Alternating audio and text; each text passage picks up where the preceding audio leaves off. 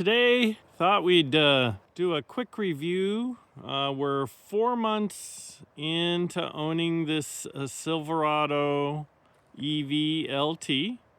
We've got 8,000 miles on it, and I thought we'd go over a little bit of the good, the bad of owning a Silverado EV LT. So one thing you might notice, not all EVs do this, but they all have their little special thing. The car is greeting me. The truck is greeting me. I just walked up to it. It recognized me, or the key fob anyhow. And so it lit up there for a minute. Now you see where it turned back off because I took too long talking on the video. Welcome to another episode of Hey John. And today we're doing a quick review of my Silverado LT EV after 8,900 miles. Not 900, 8,009 miles in 4 months of ownership. And at this point in time, no great complaints. Actually no complaints. I love this truck. I haven't liked a car like this in many years, quite frankly. It's just a good fit for what I need to do on a daily basis, which is go back and forth to work, yes, but I also end up hauling a lot of stuff for the property. We have a lot of different projects going on and need to be able to haul a lot of stuff, whether it's rebar, cement, lumber, conduit, you name it. We've been able to haul it in this truck. It's got a lot of room in the back seat when you put the seats up to put stuff in there that needs to be environmentally controlled, if you will. And there's plenty of room in the bed for normal, bed stuff. And with the special tailgate, that's helped on a couple occasions as well as being able to kind of extend the bed. As far as driving the truck, it's very comfortable to drive and not too noisy. It's not as quiet as some cars, but it's probably the quietest truck that I've owned, so that's good. Hopefully the sound of this is going to come out okay. I don't have my mic on today, and so this is whatever you're hearing. Those are the sounds. We're obviously on a dirt/gravel road here traveling. And hopefully that's coming out. I don't know how much the camera's going to wiggle. I've never set the camera up like this before, so we thought we'd take it for a little test spin and just see how it goes. I will show you a little excerpt. There's a few minor things about this. I wish that they would do the heated seat controls a little different. The actual functionality works just fine on cold. So one of my pet peeves with this truck, it's not a huge thing, but in the morning I tend to remote start the truck, and when I come out, the seat heaters will be on appropriately. That's really good. Except for then you start heading down the road and you're like, oh, things are getting a little warm, I want to turn it off.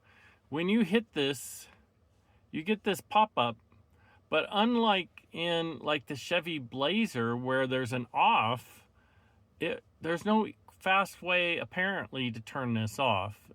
If somebody knows something, put it in the comments, because every morning I have to hit this thing 3 times to get it to go off.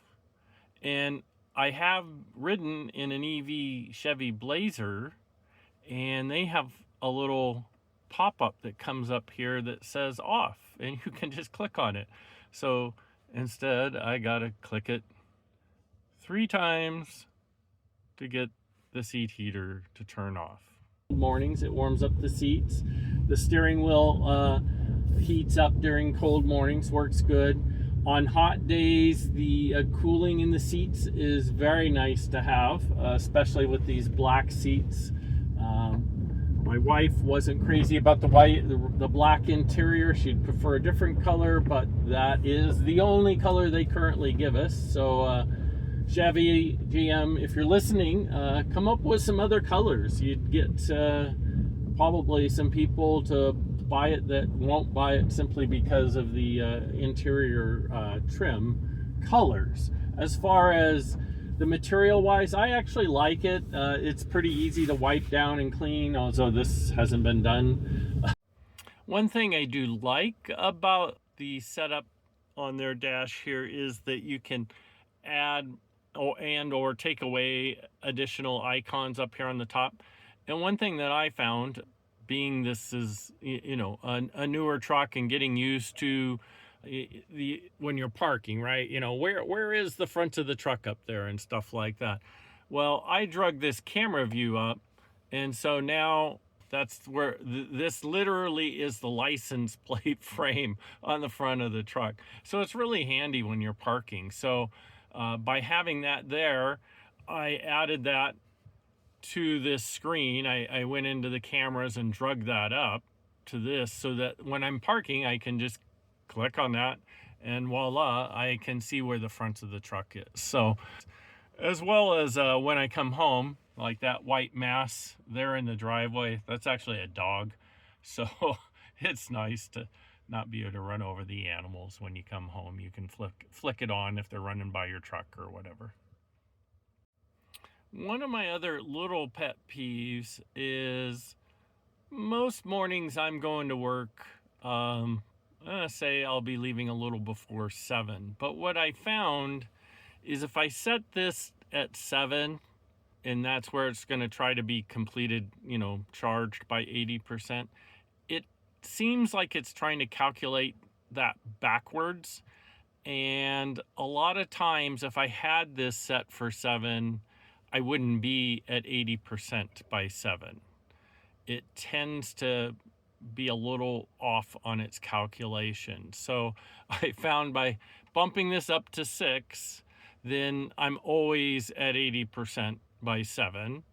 The only bad thing is then I can't turn on preconditioning, or I guess I could, but it would be at the end of the preconditioning schedule, if you will, if I'm leaving closer to 7 than 6 o'clock. Whereas the preconditioning does definitely work. It comes on at the scheduled time, and so then I don't necessarily have to log into my phone and turn the car on or the truck on before I go to leave. So again, minor pet peeve.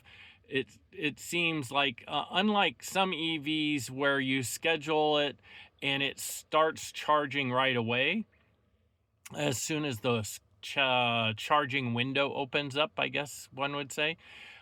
This truck seems to kind of work the math backwards and says, okay, if we want it ready at 6, then work backwards, and when do we need to start charging the car and at how much.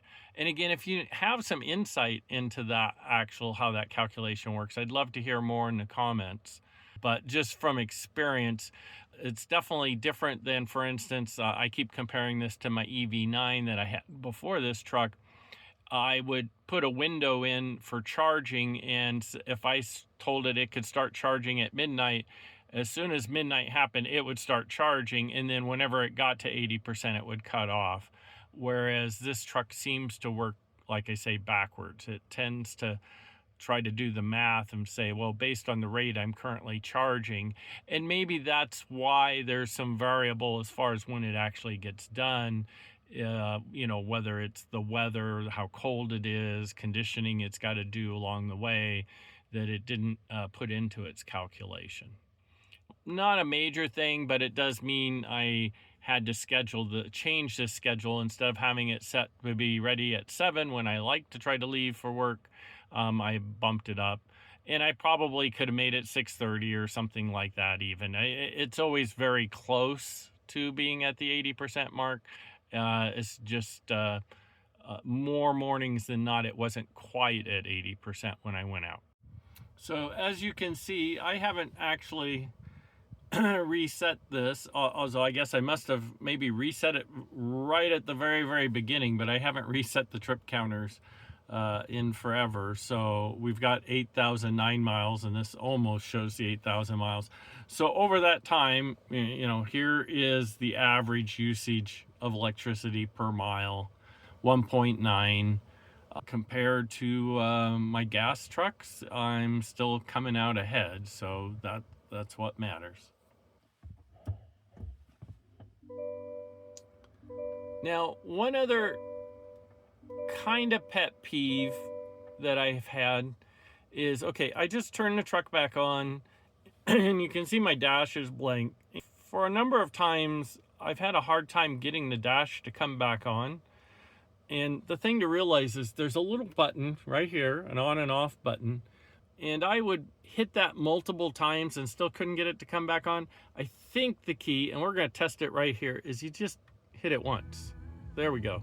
My problem is I would hit it and hold it, and then it just gets all confused. Just know if you happen to tap that,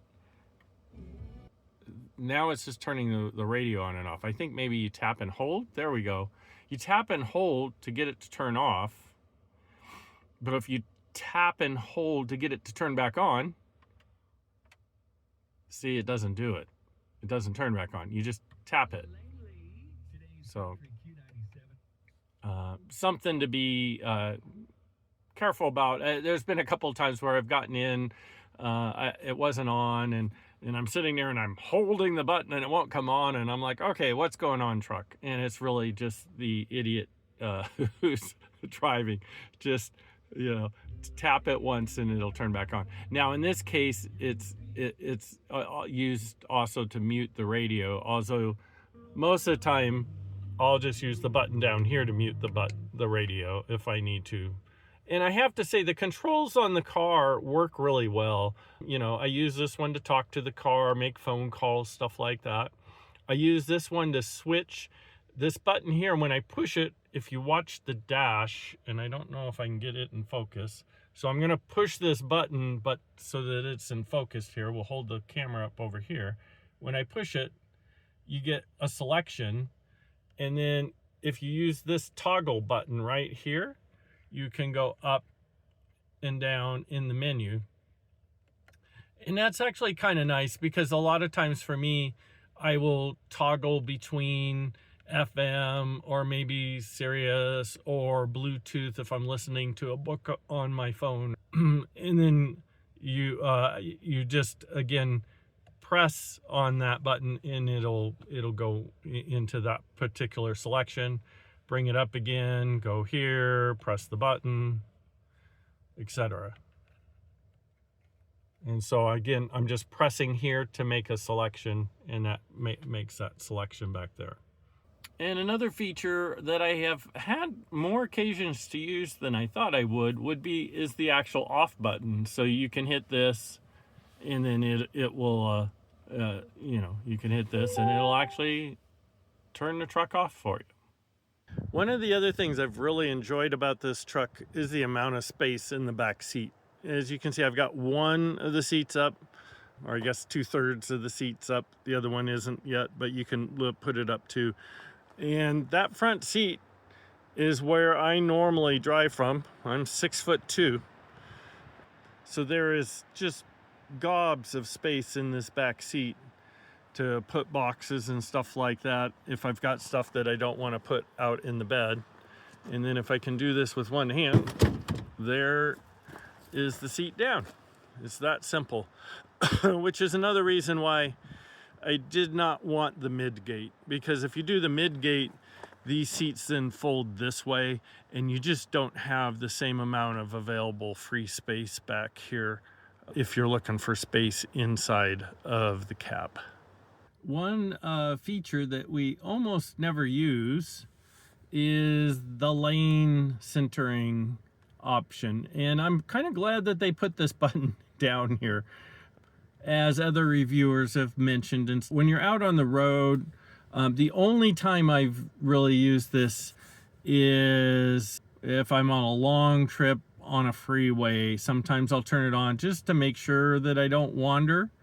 Otherwise, I pretty much leave it off because it is very much, as I say, kind of ping pongy. It goes from one side of the road to the other side. It's definitely nothing close to self-driving or anything like that. Nor does it proclaim to be. But if I'm using cruise control and I'm on a long trip and I just want to make sure I have something looking over my shoulder, you might say, then I'll turn it on. But most of the time I just leave it off. Probably of all of these buttons, the thing I use the most is I will manually set the parking brake at different times. Sometimes the truck will set the parking brake and sometimes it doesn't. I will, out of habit, will manually turn that on. I almost never manually turn it off because the truck is really good about, you put it in gear and go and you will feel it release. Overall, truly enjoy this truck, enjoy driving it, enjoy the range. Having that, when I go on a long trip, I will charge it up to 100%, and having over 400 miles worth of range is just awesome. I always have to stop before the truck does, so that's, I need to stop and get something to eat or whatever. So it's nice having that range. It's nice having a truck that can actually tow stuff. And again, not really worrying about the range. It's nice being able to get in and out of the vehicle easily. And it's just a nice overall truck.